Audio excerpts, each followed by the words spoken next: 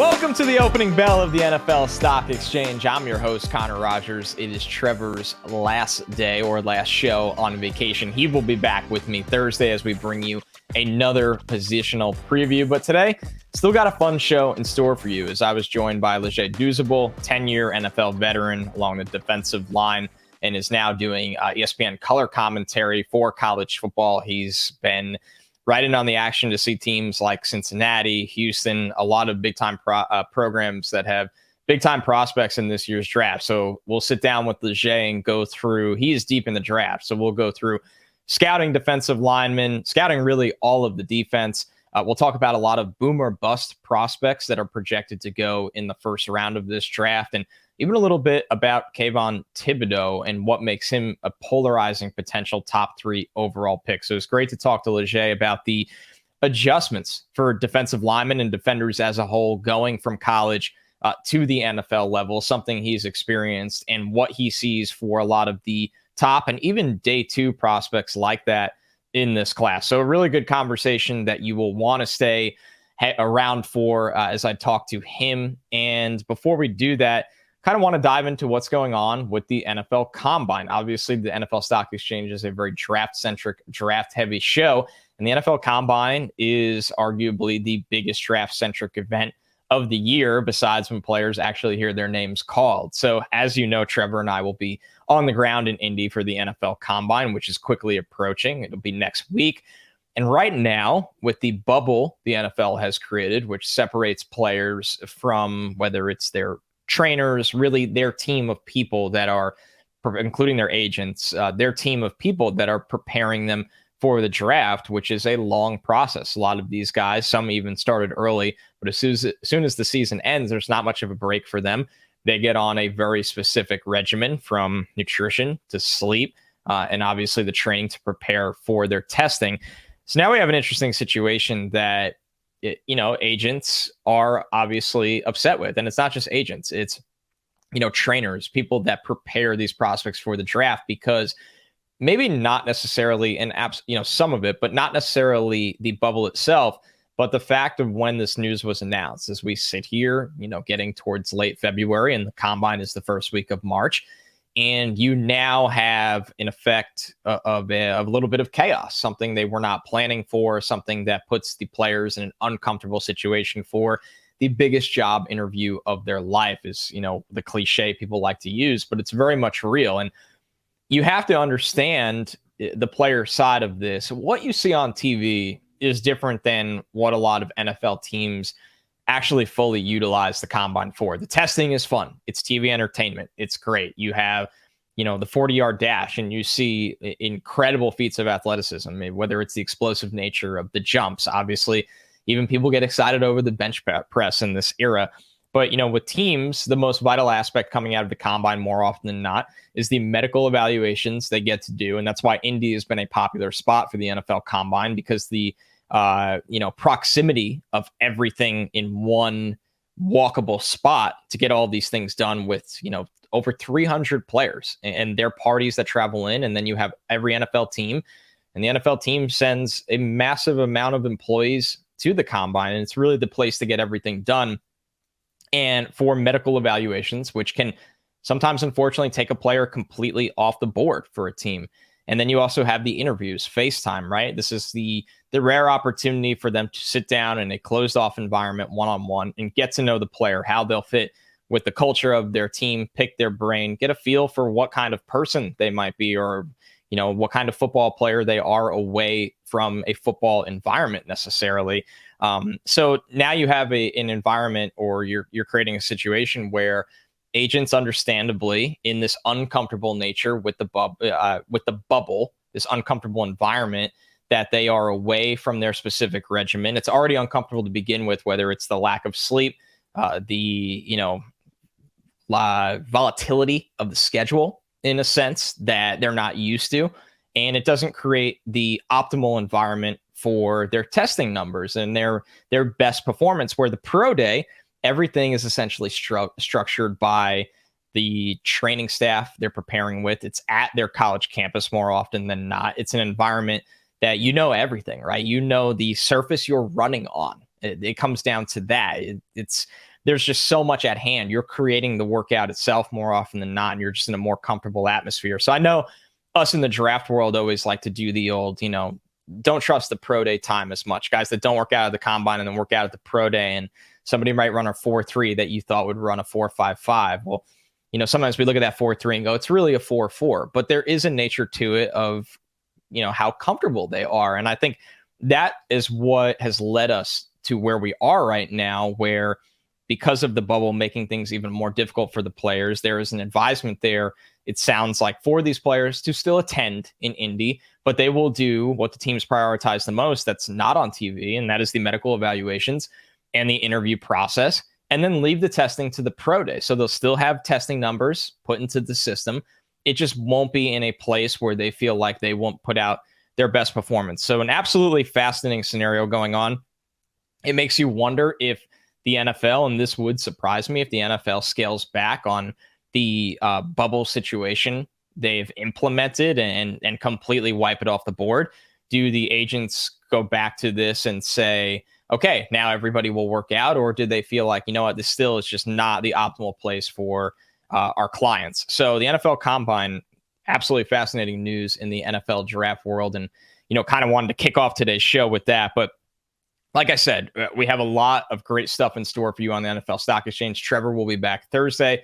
We're going to go do a deep dive on the defensive linemen in this class, which is a really, really interesting group. Top fives, obviously players on the outside looking in, and much more along with that. And you kind of get the appetizer of that in a really much different way with Leger Douzable, a guy that's obviously played in the NFL, that's done it, and now is very deep in the analysis world, but also of scouting. There are a lot of guys that do call football games, or there are a lot of guys that do actual in-season, in-studio analysis, but they don't necessarily kick into draft after the new year. And knowing Leger the way I do, he is one of those guys that does put in that full work with the actual draft process. So before we get into the interview, want to remind you, if you like the show, if you like the numbers we throw at you, love all the content, now is a great time to get 25% off any PFF subscription if you use the code NFLSE. And you don't just get the premium stats, the numbers, no, you get everything. All PFF's locked article content, the NFL draft guide from Pro Football Focus, a completely unlocked mock draft simulator. If you're loving the Monday shows, all the mock drafts that we make, you can get in there and make your own. And you can see, what are the trendy picks, what positions are going to your favorite team or any team you pick for.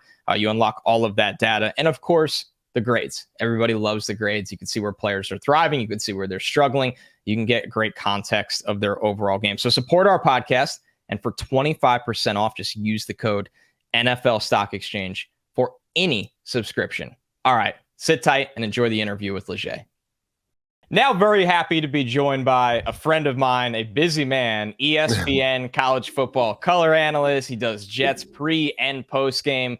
Longtime NFL defensive lineman, a decade in the NFL, Leger Douzable. Leger, what's going on, man? How are you? I'm good, Connor. I'm busy, just like you, prepping for this combine, which there's a lot in the news about that and the restrictions the NFL are putting on some of these players as far as what they can and can't do if they're going to be in the bubble. And then, just catching up on film, man, getting ready for the combine and the draft coming up. Yeah, you truly do go from, a lot of guys do, whether it's color commentary, studio analysis, but you truly do go fully into the draft as soon as the new year strikes. You're definitely one of my favorite people to talk to, especially when it's defensive prospects. We've done a ton of work together, whether it's the Jets drafts or anything like that. So I'm excited to have you on, really just go through this defensive class as a whole. And the first thing I want to start with is the most obvious. Kayvon Thibodeaux, kind of been the hot topic. It's almost like people were bored about talking of him in September and October and November, and now we've done the full circle. When you look at Thibodeaux, is there, I know you've tweeted about this, is there an adjustment period you see where he's not this typical slam dunk number 1, number 2 overall pick as we've seen in the past, like a Myles Garrett, like a Chase Young? And what are some of those things that you notice when watching him?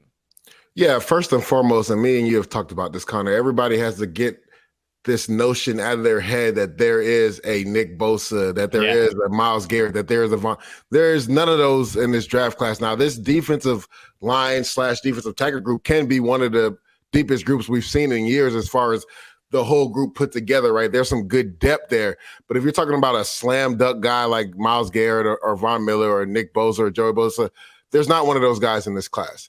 So speaking of Kayvon Thibodeaux, you love the explosiveness coming out of the stands. You love the fight that he plays with. You love the grit and anger that he plays with. My concern when it comes to Kayvon Thibodeaux is watching film. He just beats mostly everybody with speed to power. And in this league, you're not going to be able to do that, especially I know he stands about 6'6" or 6'5", 260, but you're not going to be able to run through Trent Williams, right? You're not going to run through, most offensive tackles in this game. A guy like Mekhi Becton, if healthy, you're not going to just speed to power a guy like that, right? And he has stiff hips, right? He has trouble flipping his hips. Now, he can bend some, but as far as being able to flip his hip, I've seen some comparisons to Chandler Jones, and I was like, that's just absurd. Chandler Jones, to me, is one of the best rushers as far as flipping his hips at the top of the rush. Like, I haven't seen too many people flip their hips as well as Chandler Jones can do. So Kayvon Thibodeaux gives you a lot of explosion. Another thing that concerns me is the conference that he's in. And me and you talked about this off camera. There's not many Pac-10, offensive tackles that are coming off the board this year in this year's draft. So you got to talk about when you looking at a prospect and where you project him as. I don't think he's going to be just a slam dunk like everybody thinks he is right away, right? I think it's going to take him going to the right system. He has to work on his hand usage because, again, you can't beat everybody with a speed dip and you can't beat everybody with speed to power. He needs to work on his hand usage. Perfect example, Jermaine Johnson, a guy that we've talked about in depth about. Like, this is a guy that went and worked on his craft. And I'm not just talking about from when he transferred from Georgia to Florida State. I'm talking about from when he left Florida State, just preparing for the Senior Bowl. Like, this guy came out with an arsenal of pass rush moves that we hadn't seen on film. So that's what you like to see, a prospect realizing, like, I need to work on, my moves, get in my bag, work on different moves. And that's what Jermaine Johnson did. So I would like to see Kayvon Thibodeaux take it to the next level. So I believe he's going to have to go to a right system with a good coach. And that's the thing about the NFL. It's so dependent sometimes on the prospect going to the right system, right? Because a guy that has so much potential could get wasted. His talent could get wasted if he goes to the wrong system or he doesn't have a coach that can really bring out that skill set out of him. So when it comes to Kayvon Thibodeaux, the things that just concern me is his stiffness, not being able to flip his hips at the top of the rush, and then him just beating everybody with speed to power or speed dips. That's not what you're going to be able to do in the NFL. So you've been through that process. You had double-digit sacks in your college career, and then you go to the NFL, and you played for a really long time. So what were the things, like maybe in the first or second training camp, I'm sure it's the first one, that you're like, okay, I can't do this anymore. I can't get away with that against NFL starters, maybe against camp bodies, maybe against a ton of college guys. But now this is a way I need to round out my game that, let's be real, a lot of these guys, not just edge rushers, but also interior guys, are going to have to deal with as well. Yeah, you hear speed of the game, but more so to me, it's like in college, right? Everybody that gets to the league was the best player on their team, essentially, right? So sometimes you just being athletically better, stronger than somebody is going to be able to be enough to beat somebody in college. Whereas in the NFL, it comes down to technique. And that was the biggest thing for me, right? There was a lot of stuff I didn't learn until I got to the NFL. It's so different for these guys now, Connor, as far as all the camps, all the, positional coaches they can work with in the offseason. Yeah, like when I was in high school, it wasn't that. Like, it was football, then I played basketball. Yeah. Then I played some spring, football. But it wasn't never like I had an individual coach that I worked with one-on-one. Like, these kids, man, the weapons and the things at their disposal to really elevate their craft is just ridiculous. And even all the camps, like, there was one O-line, D-line camp when I came out in high school.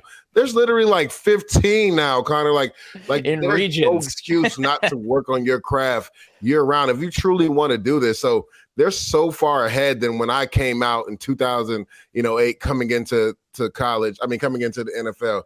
Like, I had good coaches in college, but as far as just like realizing the technique and fundamentals and how to actually attack half a man and rushing and in the run game, like, I didn't understand that until I got to the league. And thank God I got with a guy like Carl Dunbar my rookie year, because who knows how long I would have lasted in the league if I didn't have him. And then Mike Waffle was my next coach, another great guy who had, OC, Tuck, Strahan, and these were the guys that he was tasked of coaching. So you got to be on your A game when you're coaching that, caliber of talent. So I was blessed to have my first two coaches be some of the best coaches in the NFL as far as D-line playing and understanding what to do and how to attack half a man, how to attack offensive linemen and their schemes and protections and things like that. So I was just blessed to be able to go to the right situation. And that's why I say sometimes it's so pivotal that if a guy doesn't have all those techniques down, that it's important to go to the right scheme, because his talent could get lost. We see it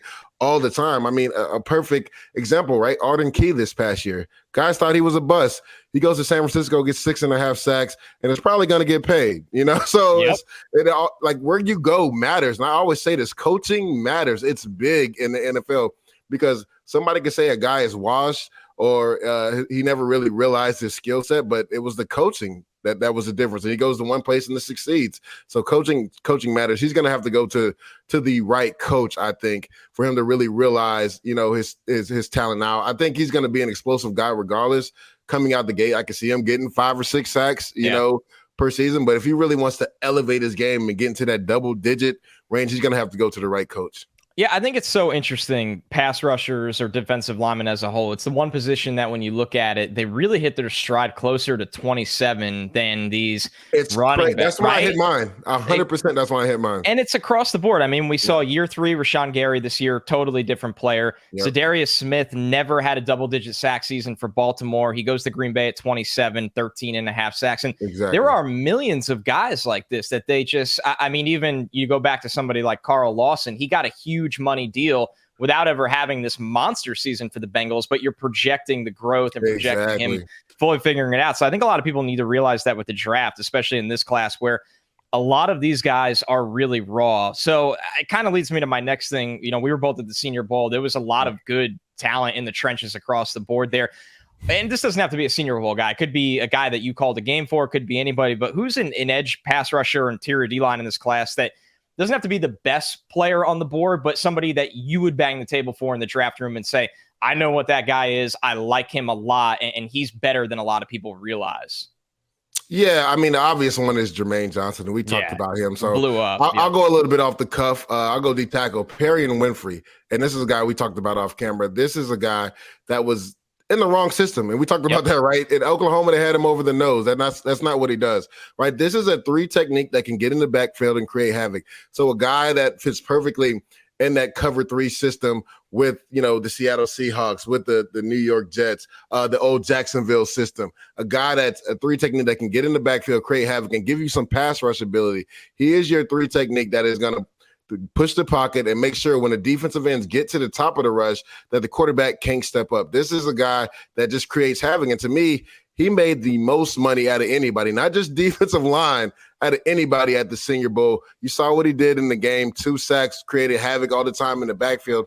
But that was a microcosm of what he did the whole week in Mobile, Alabama. Like, he couldn't be blocked. And I just loved his energy. You hear people talk about dog. He truly has dog in him. I actually talked to one of my ex-teammates, Dave Tollison, who coached him in JUCO, and said he loves the kid. He's a scrapper. He's a fighter, and you love to have a guy like that. It's always easier for a coach to tell a guy to slow down than to pick up his tempo. And with Perry and Winfrey, you're always going to have to tell him to slow down, because he is a guy that's going to continuously come off the 3 technique and create havoc in the backfield. So that's the one guy in the defensive tackle. I said that the close second would be Travis Jones. I think he made a lot of money.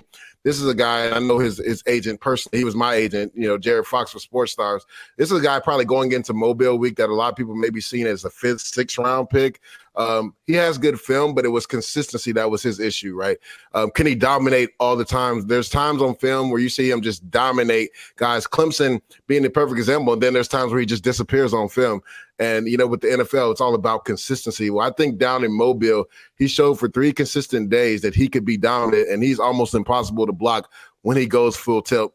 And he showed you that he's not just a run gap, clogger. He can get after the passer, right? He has some nimbleness, has some bend to him, and he showed well in one-on-one pass rush, not just using power, being able to counter off of power and get off blocks and get to the quarterback. So he's a guy also, I said, at a defensive tackle position that's really made some money the last few weeks.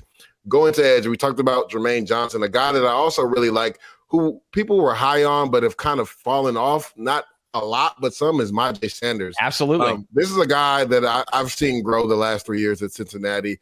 And to me, he he actually reminds me more of Chandler Jones than, Kayvon Thibodeaux does, as far as his length and size and how he's able to flip his hips at the top of the route. Now, I just got to get him to get his pad level down.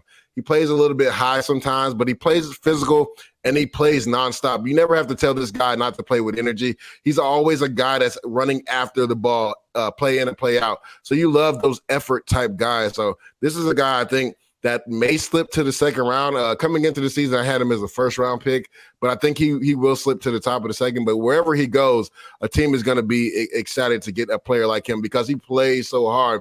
He's raw, just like a lot of these other players are. He could probably play 3-4 outside linebacker, or I have him as a right end. He could even play left end because he played some of that at the Senior Bowl. But I think he's better as a right end than a left end. And then two other guys that are hybrid guys, right? Logan Hall from the university. And you saw him this year, right? Yeah, I saw him a lot this year, last couple of years. So before I was calling games for ESPN this past year, I was calling games for UCF on the radio. So I saw him the last 3 years, just like Myjai Sanders, and seen him grow. This guy is unbelievable. Peyton Turner, who the New Orleans Saints took last year, I think helped in Logan Hall's development and where he could potentially go. Some guys have him slated late first, maybe early second. This is a versatile guy that can play inside, outside. To me, I think he's best suited for a 4-3 left end and then kicking inside. That's where you're going to get the most bang for your buck. Inside at the 3 technique, rushing on third downs. This is a guy that can get after the quarterback, and he showed that all week long in Mobile. And then another guy that I like that a lot of people haven't talked about, Zach Carter from Florida, man. You talk about versatility, a guy that can kick in outside. He played up and down the line at the University of Florida, did the same thing for the Detroit Lions on the American side in Mobile and during the Senior Bowl, and did a really good job playing 3-4 in, being able to play 3 technique, even playing outside on the edge on the offensive tackle. So this is a guy I think that may go in the third round, but whoever gets him, they could potentially get a long-time starter wherever he goes.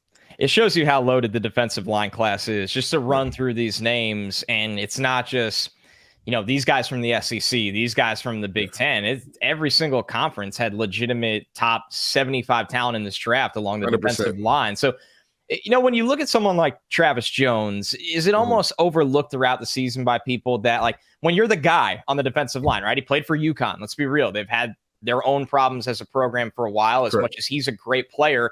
And you're on the interior where if the offense wants to, they can easily double you, which not just chipping you with a running back or a tight end. They could legit put 2 big bodies on you.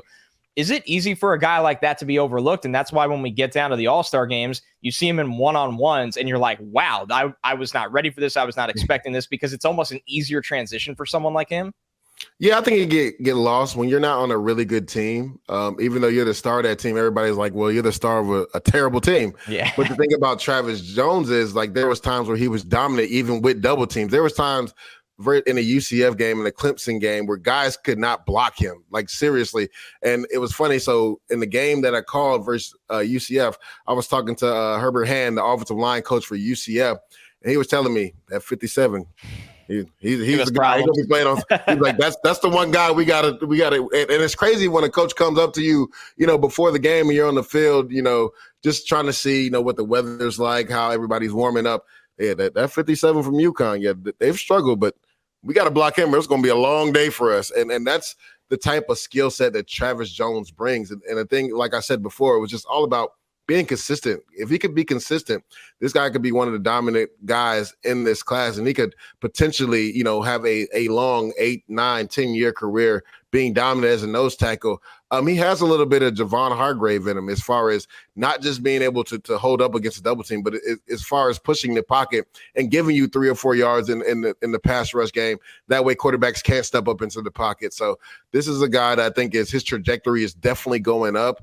It'll be interesting to see what he runs. I've heard he could run sub-5, which is a nightmare for a guy that's that size. It makes absolutely no sense. Insane. It's freakish. He's a freakish athletic guy for somebody that could potentially weigh 325, 330 and be moving like that. It just makes no sense. 2 underclassmen I wanted to ask you about, because there is a lot of ranging projections on them, would be George Karloftis and David Ojabo. And I think we've kind of seen them all over the place, but at least cemented in round 1. Like you see Karloftis a lot in the top 10, at least the top 15. Ojabo has bounced around anywhere from the Falcons at 8 all the way to the Bills at the back end of round 1. Yeah. When you look at fascinating players, right? They weren't not American-born players, so the game came to them late. So it's incredible how fast they blew up on the scene and have developed into legitimate round one prospects. How do you project a guy like that where, like Ojabo, let's be real, if he stayed one more year at Michigan, there's a chance he's a top 5 pick in 2023 because he's that freakish and he can get stronger in his lower half. And then you look at Karloftis, who I think there's no doubt he'll be a solid player, but it's hard to project, is he going to be a star or not, or just a solid edge? Because you don't just draft solid edges in the top 10. You take them really at the back end of round 1. So correct. How do you look at those two guys with so much projection for both of them? Yeah, for George Karloftis, I've been back and forth, right? I'm a guy that's saying there's no way in hell I'd take him in the top 10 because I do believe he's going to be a really good pro, right? I think he's going to be a really good left end. He has great hand usage. You already stated a guy that wasn't born in this country, came late onto the football game, but does a really good job with his hands. But then you see certain times, like versus Ohio State, you see Jeremy Rucker putting hands on him and dish-ragging him in the pass rush game. So I think he's going to be a really good pro. I wouldn't take him in the top 10. Yeah. I think, honestly, late teens, 20 would be the sweet spot for me with Karloftis. Ojabo, I'd probably reach a little bit more on because you talked about it, right? The twitchiness, the explosiveness coming out of his stance. He has a little bit of that JPP in his game as far as JPP was kind of raw to football. Only played 1 year at USF, was at JUCO, but it was a freakish athletic, player. So they saw the trajectory and where he could go. And I think that's where Ojabo could go. I think, honestly, out of all the defensive ends in this draft, I think he has the highest ceiling because you don't know what it is. He's that freakish athletic that you don't know what his ceiling is. And as long as he gets with the right coach, and that's what we talked about again, the right coaching, and they could really, build off that athleticism where he could be more consistent with his hand because he has the bend, he has the flip of the hips, he has all that. He's just raw to the game. Yeah. So you don't know what he's going to become. And that's why, to me, Aiden Hutchinson is a guy that's going to play 10 to 12 years and be a really good pro. But Ojabo has a bigger ceiling than him, honestly, if we're speaking candidly. I think Ojabo has the biggest ceiling in this draft class as far as defensive ends because you don't know what his ceiling can be. Yeah, I would agree. I think Ojabo, as much as I love Hutchinson, he's the easy pick. You know what you're getting. Yeah. You said it. He's the safest pick for sure. For sure. The safest pick maybe in the entire draft, at least out of the pass rushers. No doubt about that. But with Ojabo, there's more projection, but a bigger ceiling because of how explosive he is. All right, the last thing I wanted to ask you about, because you got to see this team up close and personal a lot, and there's NFL draft players on this defense galore with Cincinnati, and it starts with we've talked a lot on this show about the defensive line, but I know your corners and safeties damn well, and they got Sauce Gardner, Brian Cook, and this is a program that is starting to really don't forget about Kobe Bryant and Kobe Bryant across from him, who had a great Senior Bowl. I mean, it's just they are loaded with picks that'll go in the top 3 rounds. And you talked about Myjai Sanders, so. One, do you think Sauce Gardner is the top corner in this class? And the Cincinnati defense, is there a bit of they played so well as a unit, or collectively, individually, they are legitimate, top-end NFL draft prospects? Yeah, 100%. To me, first and foremost, Sauce Gardner is the number one corner. Okay. I know people will say Derek Stingley Jr., but the thing is, with the NFL and with anything, right, availability is your best ability. And we haven't really seen a lot of Stingley Jr. the last 2 years. No. Going back to his 19 film, it was damn dominant. But Sauce Gardner he's put together 3 years of film that is hard to rival. Right. And you'll hear people all during the draft process talk about he's never given up a touchdown, but it's just more than that. Right. This guy is a guy that can play press man corner, get in your face. I think he stands about 6'2", 6'3". Like, he's a big, long corner and can run. Physical at the line of scrimmage, will come up and hit you in the run game. And we saw that, versus Alabama in the college football playoffs, how many times he had to come up and run support and hit. This is a guy that's not scared to hit you. So to me, undoubtedly, I think even if he was eligible to come out last year, even with, Patrick Surtain and a few other good corners, he still would have went first round because I think that's how good he is. Kobe Bryant is a guy that doesn't get enough love, even though he won, I believe, the Belendikoff award, right, or for the best corner or whatever. Yeah, he won that award because he's very opportunistic with the ball in his hand, and he's obviously got tested more than Sauce Gardner because teams are smart. They're like, we're not going to go with that guy. Throw his way. Yeah, we're gonna go at the other guy. But sometimes he gets in trouble with his patience at the line of scrimmage. But he had a great week in Mobile, as you stated, right? And I think he's a guy that's probably going to slide into the 3rd round. I was trying to see if maybe he would slide into the 2nd. But that's what I'm wondering. from what I've been hearing, most likely it's going to be the third round. But I think he's going to have a good career. Kobe Bryant, I think, is going to have a good career. He's a guy that could probably play 8 to 10 years at corner and be a solid number 2 corner. And then you talk about Cooks. He hasn't been talked about enough. I know. This guy can play in the box. He can play, half field safety. He has great ball skills, will hit you in the run game. I just loved his film at Cincinnati. And it's like Cincinnati's, they had Wiggins, last day. They just put out good defensive players. Yeah, DBs, period, but defensive players, period. And I think it goes back to what Marcus Freeman and Luke Fickell really brought into that program, because they deal with a lot of transfers, right? And it's hard to really keep that continuity of your team when you're dealing with a lot of transfers. Even a guy like Darren Beavers that came in and transferred in. Like these are guys that transferred in and they come to Cincinnati because it's almost like going to a Big Ten school, right? Because they know that on defense they're going to get some transfers, even on offense they're going to get some transfers, and these guys are going to be ready to play. And they come from big time programs, so they're used to playing at high levels. So kudos to Luke Fickell and Marcus Freeman left and went to Notre Dame. But what they've done with that program, it's almost kind of like what UCF did like early in the 2013 through 2018 seasons, where like guys were coming into that program and just uplifting it, and they just kept the ball rolling. And we saw it this past year in the college football playoffs that Cincinnati belonged there, right? People were so worried about them belong there, and then we saw Michigan get ran off the field. So now everybody's like, well, did Michigan belong there? So I think that's something that they'll look toward in the future. It looks like they're going to extend the college football playoff to only 4 teams, maybe for the next 4 years. And honestly, that's probably the right thing. I was, hoping that maybe they'd move it to 8, so teams like Cincinnati and UCF always had a chance to get in. But now that Cincinnati has got in, it looks like it'll be more apt for a team like a UCF or Houston or Cincinnati, if they go undefeated, to get in and play with the big boys and fight and compete for a national championship. But going back to what you said, that the talent that Cincinnati defense has put out the last few years, man, it's just been ridiculous. It rivals some of the top schools in all of college football. Yeah, they've capitalized on the transfer portal. They've recruited well, and like you said, they have a system in place that's working and developing guys. And the last thing I really want to ask you, when you brought it up with Sauce Gardner, for so long I've heard that, like, it's not that it's optional, but coaches or scouts, they don't value DBs, really corners, tackling as much as you would expect. And now in a league where there's so much wide zone, everything is being run out. Your corner got to tackle. Right? I was just going to ask, like, if you're looking at it now, these guys more so than ever have to be good. It's not as valuable as man coverage skill, but it's got to be prioritized in a way where these guys got to be able to survive out there and be able to help in run support. And like you said, that has to give Sauce some kind of edge here, right? Oh, 100%. And it's not just corners coming up in run support, right? Offenses are scheming them out, Connor. Like if you look at the zone scheme for the Tennessee Titans, it's schemed for Derrick Henry to be one-on-one with a corner or safety. Bad news. 9 out of 10 times. 9 out of 10 times. So you have to literally stare down the chamber and make that tackle. We saw it on the screenplay to Samaje Perine in the AFC Championship game. The corner, was scared to come down and hit him, and he scampers 40 yards for a touchdown. Like, your corners have to be able to tackle. The day of your corner just being a sticky, coverage corner, them days are over, because like you said, with the stretch play and the zone play, and now the corners can't cut block, like it's even more of an emphasis of where a corner's mindset is with his physicality.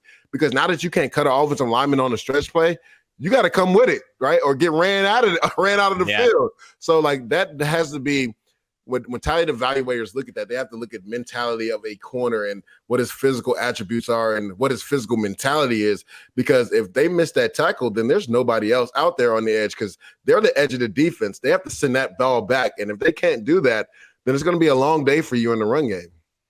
All right, he's Leger Douzable. You can follow him on Twitter at Leger Douzable, ESPN college football analyst. Obviously does a ton of Jets coverage, and I know we will be doing draft coverage for SMY for the Jets and a little bit of the Giants as well. Dude, thanks so much. It was great having you on. Of course, man. Thanks for having me on, Connor. All right, everyone. That is another episode of the NFL Stock Exchange in the books. We will be back on Thursday.